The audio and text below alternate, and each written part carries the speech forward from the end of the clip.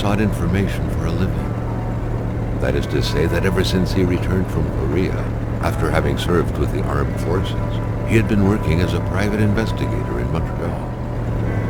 William Hamilton, a rich industrialist, had gotten in touch with him regarding a simple vandalism issue. Nothing to write home about. Not worth hiring a private eye either, just so he can drive for hours on rough roads. But that's how it had always been. The client pays, Carl gets it done.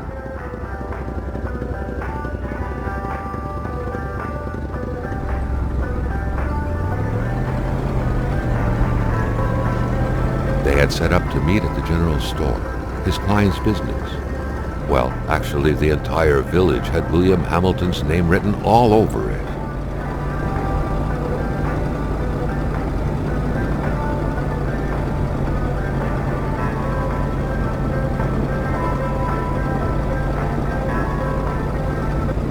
When the roads were bad, muddy, or snowed in, it was customary around these parts to close them off. But it was also customary to ignore those signs entirely and drive there anyway.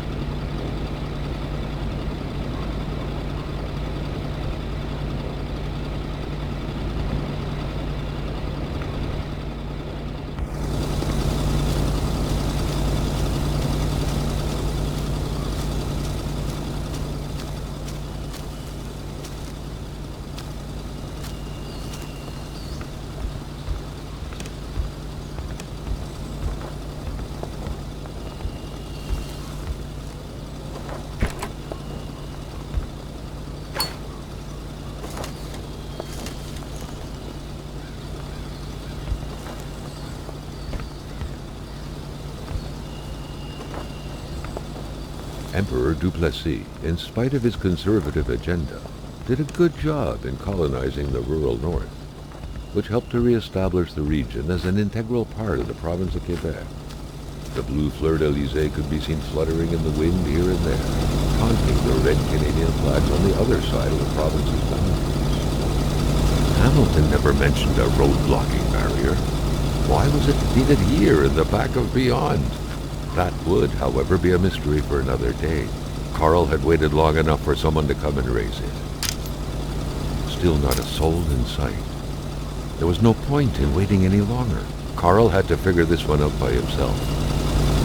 Hamilton is waiting for Carl in the general store. It was time for him to get down to business. William Hamilton enjoyed a lavish country house built in the very heart of the northern forests, not too far from here.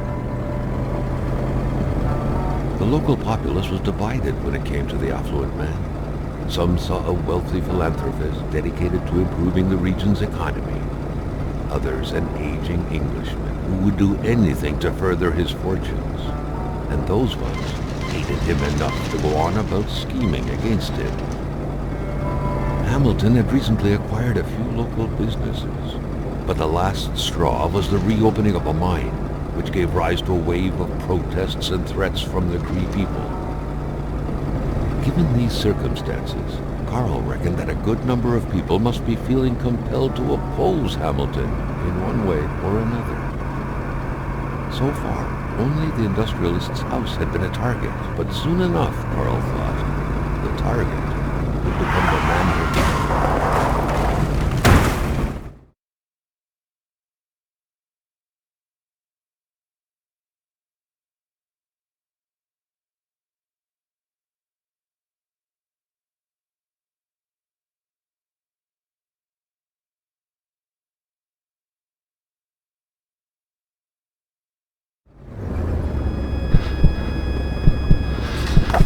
Carl needed to get out of there. The cold and the pain required urgent care.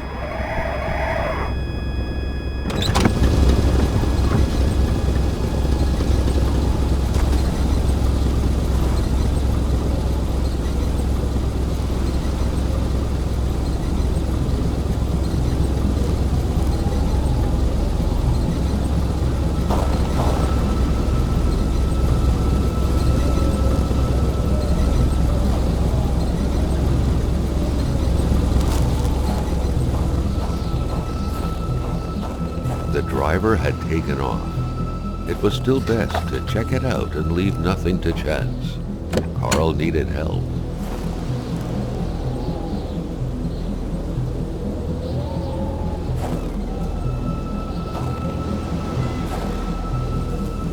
It was a small, locked box engraved with the letters WH. Carl thought about taking it. Nothing was to be left to chance.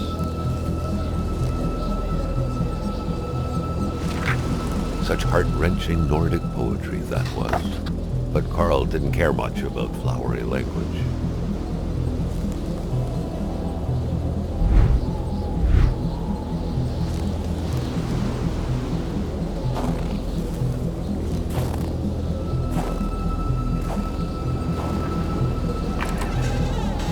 Scratches did not stop Carl. His mother would be so proud.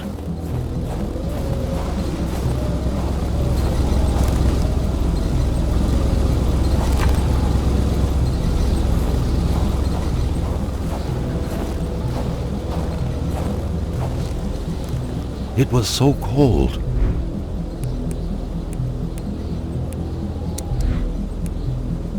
Already Carl did not feel his toes anymore.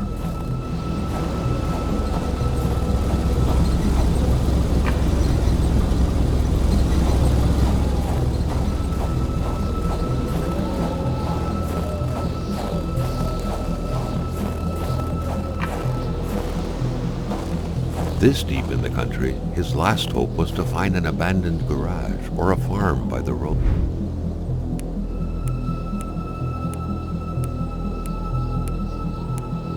Outside, his life depended on it.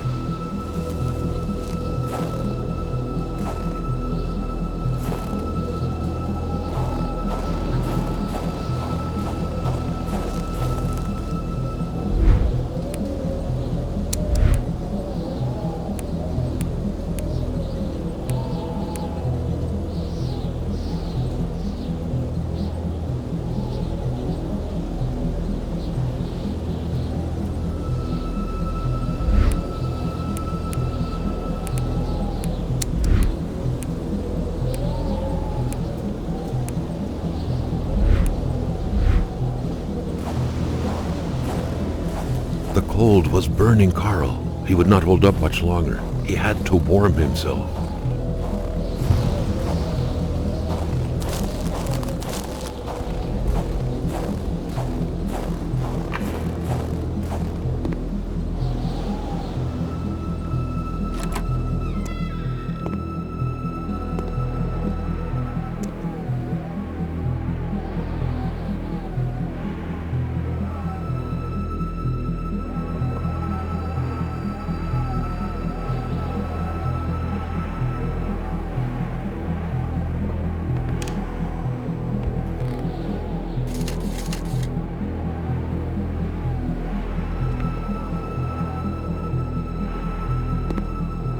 Even better than he had hoped. Carl Faubert had succeeded once more, and was now on his way to new adventures.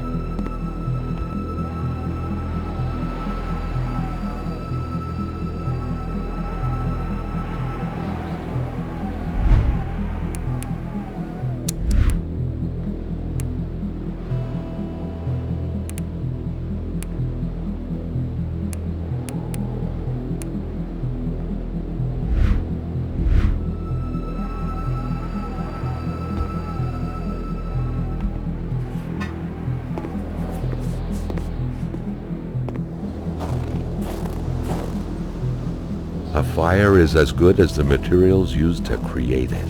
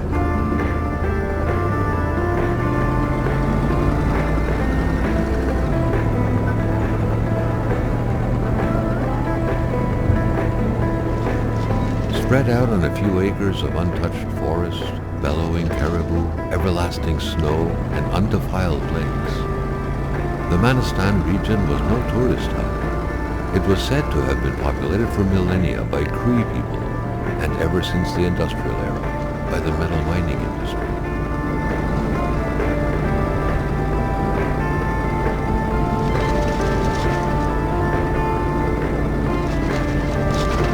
The truck was running on fumes. Good thing that the general store was close by.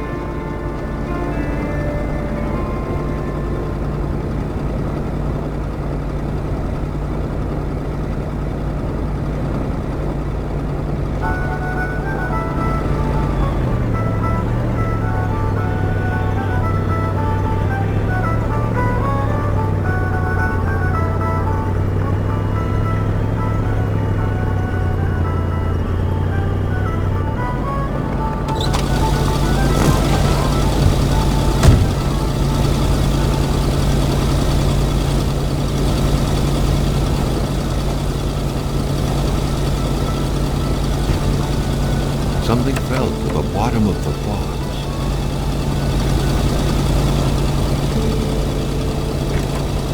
A milkman had to drive by every week to fill the bottles.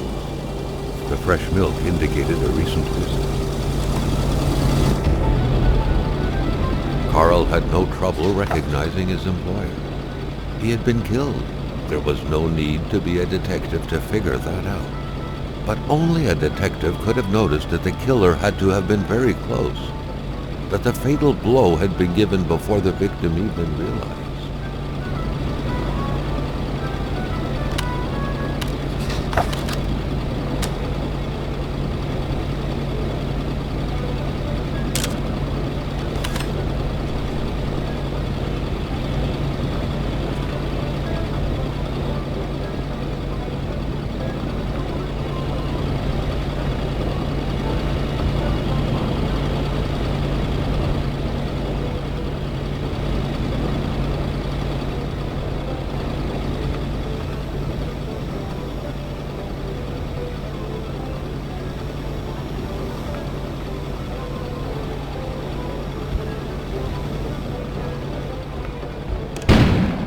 An explosion suddenly occurred outside.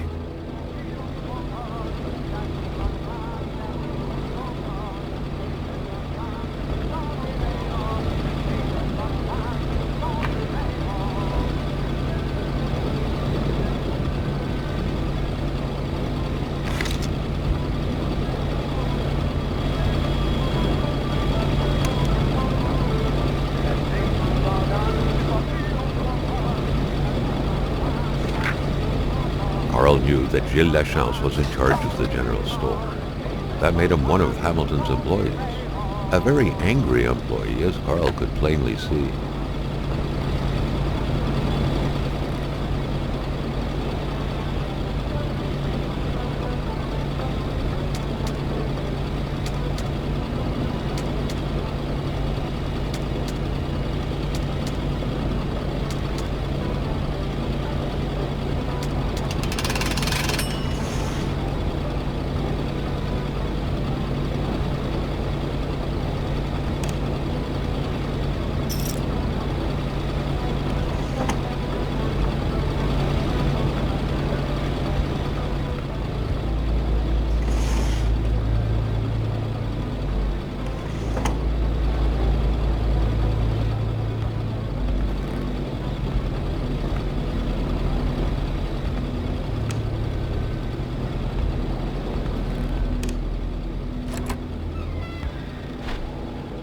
Maintaining his composure